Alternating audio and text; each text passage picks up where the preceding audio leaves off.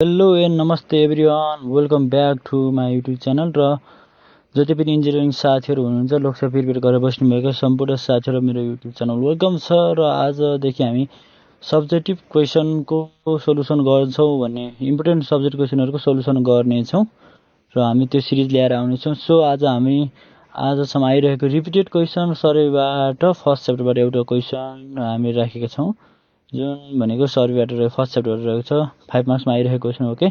त्यो के रहेछ भने वनमा define surveying, write down the purpose or objective of surveying. यदि क्वेसन यसरी हामी कसरी लेख्नुपर्छ यसलाई होइन, 5 मार्क्समा त कति लेख्ने र यसलाई यसको सोल्युसन के हुन्छ हामी आज यसमा डिस्कस गर्छौँ। ओके, सर्भिङ भनेको surveying is define as determining the relative position of point or object above or below the surface of the earth by taking the measurement of distance, direction and elevation in the horizontal and vertical plane. Okay, सबैको definition भनेको कुनै पनि point अथवा object को relative position पत्ता लगाउनु हुने serving हो। सर्भिङमा कसरी मेजर हुन्छ? डिस्टेन्स, डिरेक्सन र त्यसको सर्भिङ गर्नु भनेको त्यस कुनै पनि अब्जेक्ट अथवा पोइन्टको डिस्टेन्स, डिरेक्सन अथवा इलिभेसन पत्ता लगाउनु हो।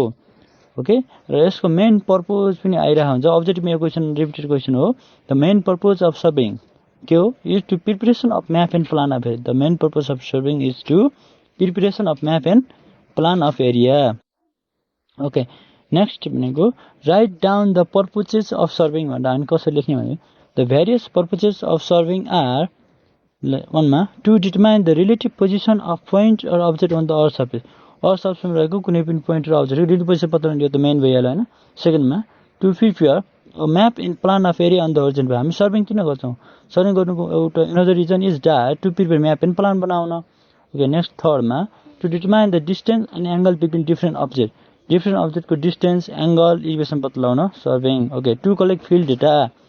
हामी कुनै पनि कन्स्ट्रक्सन काम गर्न राखौँ भनेपछि, कुनै प्रोजेक्ट गर्न राखौँ भने first of all we have to do the serving.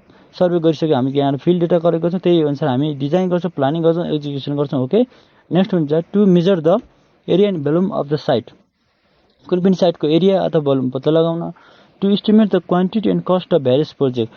Quantity cost of various project पत्ता लगाउन। To analyse and calculate the field parameter for setting out हो। कुनै कामको एनालाइज गर्ने र calculate the field parameter for setting out हो। Okay, यो क्वेसनले डिफाइन यसरी सोध्यो भने define serving and right down the purpose of serving भने वी क्यान सल्भ है, यसरी हामी सल्भ गर्न सक्छौँ।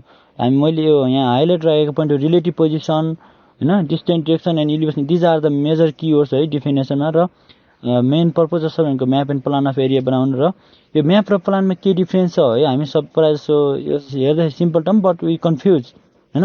म्याप सपोज मानौँ, प्लान भनेपछि प्लान अफ अ कन्ट्री त भनिँदैन नि त, प्लान अफ अ बिल्डिङ भन्छ। प्लान भनेको केसँग रिलेट छ भने प्लान भनेको स्मल एरियासँग रिलेट छ र म्याप भनेको लार्ज एरियासँग रिलेटेड छ। ओके, त्यसैले के भन्छ भने म्याप भनेको लार्ज एरिया हुन्छ, जसले गर्दा यसको स्केल चाहिँ small scale are use, and plan भनेको स्मल एरिया हुन्छ वेयर के हुन्छ लार्ज स्केल आर युज। र स्केल र एरियाको ठ्याक्क रिलेसन भनेको ठ्याक्कै अपोजिट छ है। ओके, त्यसरी हामी सम्झिन सक्छौँ। र हामी अब अरू फर्दर क्वेसनहरूको सोल्युसन पनि ल्याउने तयारीमा छौँ। र भिडियो कस्तो लाग्यो? Thank you for watching this video.